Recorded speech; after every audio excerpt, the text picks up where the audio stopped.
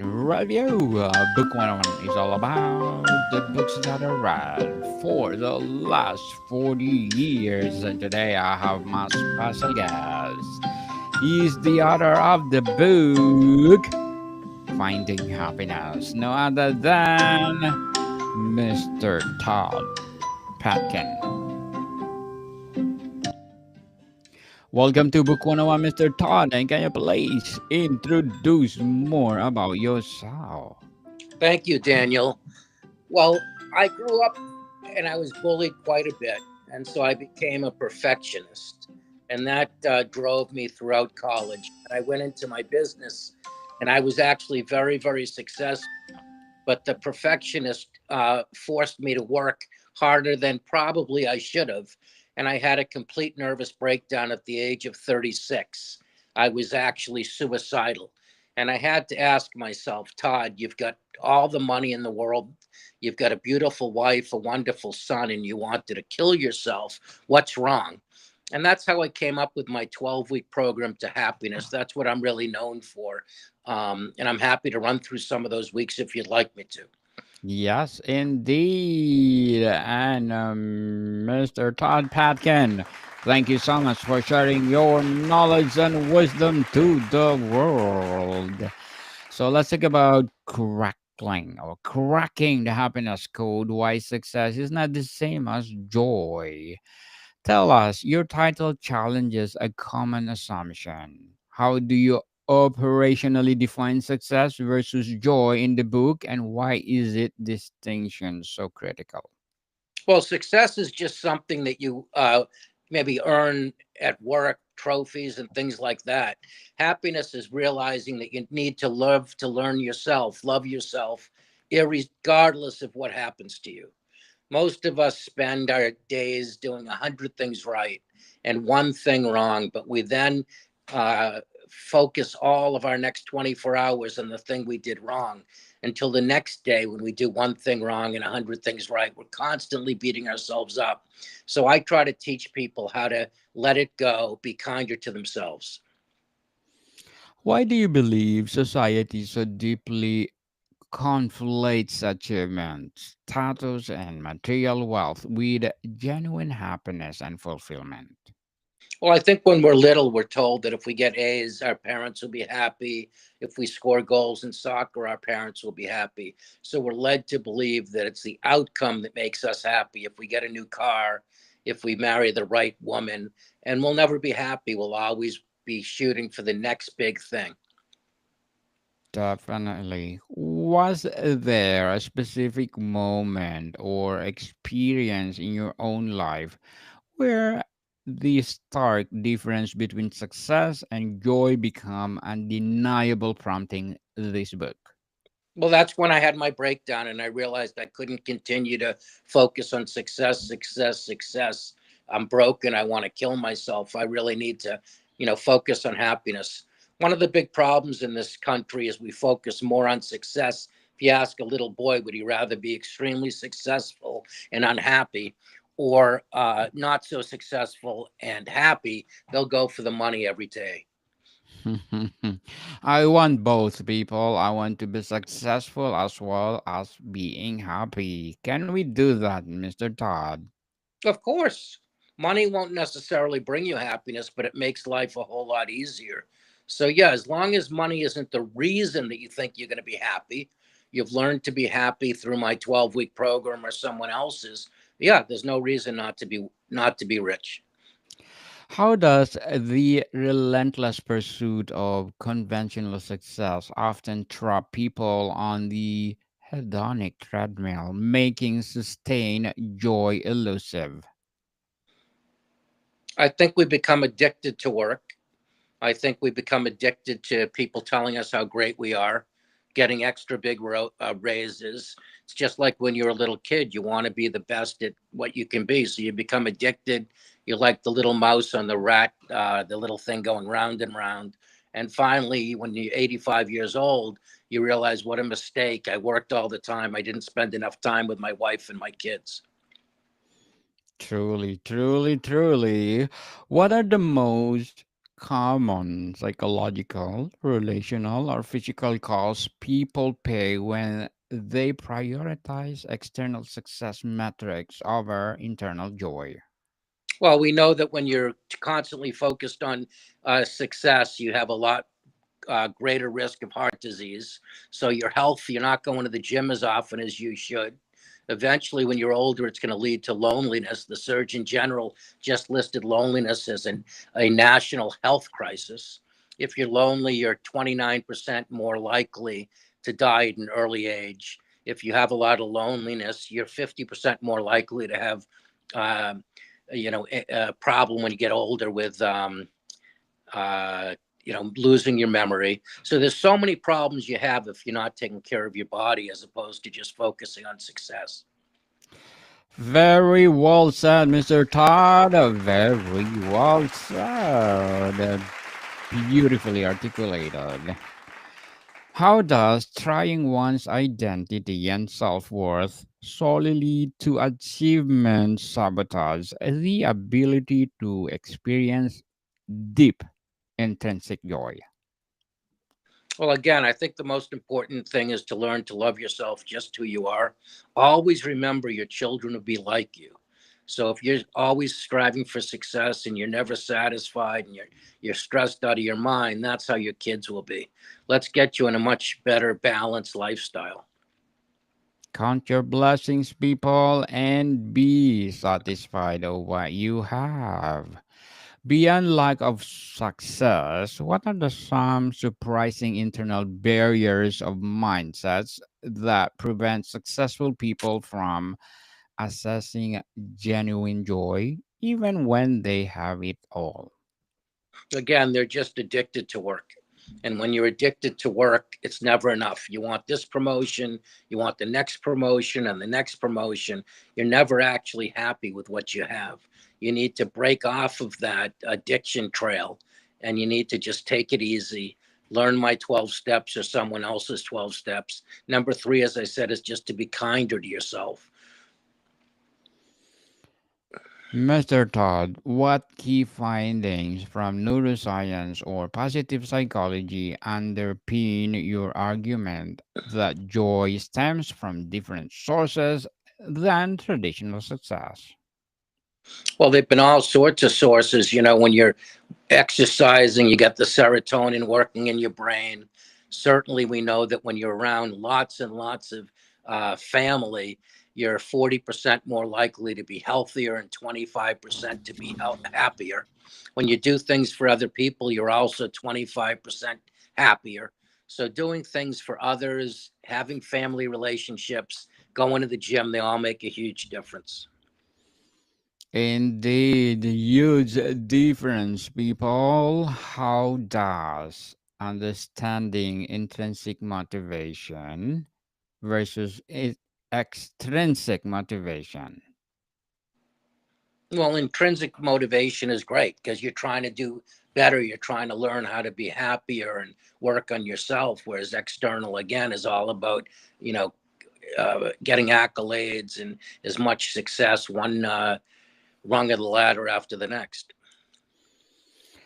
Mr. Todd, why is mindfulness or present moment awareness often cited as a crucial component of experiencing joy? And how does the pursuit of future success often undermine this? Well, mindfulness is helpful because when you're working all the time, you're extremely stressed out. Your mind is thinking of a million different things. Mindfulness slows down the mind and you think about less things, you relax, and you put everything in order. Mr. Todd, let's talk about cultivating authentic joy. What are the key internal signals or experience that someone is tapping into authentic joy according to your framework? Well, I think so much of it is being with family and friends. Again, we know that you'll be 40% healthier and 25% happier if you're with family and friends. Again, I think that being kinder to yourself, focusing on all the good things in your life, making sure that you're not fearing the future. Look at all the things that you're worried about going forward. Ask yourselves, how likely are they to happen? And if they do happen, would they absolutely kill yourself? So it's just being kinder to you. While gratitude is important, what are some less obvious, actionable practices you recommend for cultivating joy that go deeper than surface level techniques? Well, I do think that it's pretty simple. You just can look to the left and see all the people who have more than you, or you can look to the right and see all the people who have less than you. And obviously, if you're looking to the right, you're going to feel a whole lot better about yourself. So I don't think there's anything overly complicated. It's so much better to appreciate what you have than to always be striving for what you don't have. Yes, people, count your blessings and stop complaining. How do we meaningful relationships, community, and a sense of belonging contribute to joy in a way that isolated success cannot? The most important thing in the world, we're people that need to be around people. We need family, we need friends. You having a good group of friends keeps you living longer than any other thing, except for exercise. So absolutely, you want to cultivate as many good friends and have good relationships with your family as well. Yes, indeed, cultivate the happiness within the family circle. It's something else. How does aligning actions with a deep sense of personal purpose or contribution lead to a joy differently than chasing external goals? Well, for example, my goal is to travel the country and help people learn how to be happier. So I'm motivated every day to get up. I'm working on a new book. I'm doing a lot of podcasts like the one I'm doing with you. I just want to do as much as I can with the rest of my life to help as many people learn how to be happier. That makes me happy. Yes, learn to be happy, people. It's nice to be happy. That's one of the songs that are favorite one. How can individuals start to redefine success in their own lives to incorporate joy as a fundamental component, not just an afterthought? Well, wake up every day. Men have it in a note in their shaving kit. Women have a note in their makeup kit. My number one priority today is to be happy. Nothing else matters. And at the end of the day, don't rate yourself on how many goals you scored at work. Was I happy today? Did I have a stressful day or was I able to relax? It's all what you set your mind to. What is your goal? What are you judging yourself on? I want you to judge yourself on happiness as opposed to success. You mention vulnerability in the book. How does embracing vulnerability rather than protecting constant strength or achievement open the door to a deeper joy? I love sharing my stories with people. I love to let people know I was bullied as a teenager and that I had a lot of homesickness in college. These are very embarrassing things, but I want other people to realize they're not alone. So vulnerability helps me to release the things that are deep down inside me to help other people. That's what vulnerability is. Yes, people, you are not alone. There's a lot of billions of people on earth. How can people determine what enough success looks like to create space for prioritizing joy without feeling like they're giving up? I think they should just make a list of all the things they are giving up and judge themselves. How is your health? How is your relationships with your family and friends? How are you doing figuring out your finances? How are you doing with your faith? There's so many different things that you can list and see how you're doing. And if the list is, I get an A+ on work and I have a D on everything else, well, now you realize that you're unbalanced and you need to work less. The last thing you want to do at the end of your life on your tombstone is have it say, Todd was a great worker. You want it to be Todd was a great father and friend. Yes, and Daniel is a great podcaster.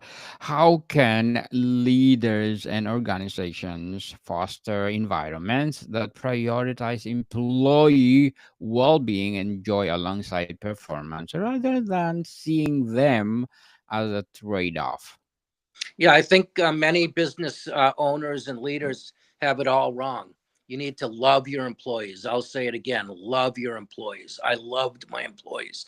I did everything for them. I paid them more than anyone else. I took them to Bruins and Celtics and Patriots games. I love them. And we wound up breaking all sorts of records and making a ton of money, them as well as me. You need to really, really care and love about your employees. Mr. Stott, as an entrepreneur, business leader, and an author, what are your short term and long term goals? Well, I've done it all in the business world, and I've written the books, and I've done a lot of philanthropy. Now I just want to help people learn how to be happier. So, I know you'll ask me where people can go, but if they go to my website, everything's for free. They can download my workbook. They can download my autobiography. The website is toddpatkin.com. So all I want to do is help people now. Yes, and good luck for your goals in life, Mr. Todd, and looking forward for more and more success. And what would be your piece of advice for those people out there want to be entrepreneur, want to be business leader, as well as an author? The most important thing is to be honest and very, very hardworking. Those are the two things. And then you need street smarts. There's plenty of people who have a high IQ. You need a high EQ. If you want to start your own business, of course, you need money as well. Yes, EQ people is number one. EQ, emotional quotient, and then IQ. Most of the people are successful as having high EQ. How can, or yes, how can, or what is the most significant shift in mindset or daily practice you hope readers adopt after finishing cracking the happiness of code or finding happiness? I just want people to be easier on themselves. Most people treat themselves far worse than they'd ever treat their worst enemy. They say things all day to themselves like, I can't believe how fat I am. I can't believe how stupid I am. I can't believe what a bad mother I am. I can't believe what a bad daughter I am. This is what most people are saying to themselves every single day. And it makes sense. In the English dictionary, we have 2 times as many negative words as positive words. But treat yourself, make yourself your own best cheerleader.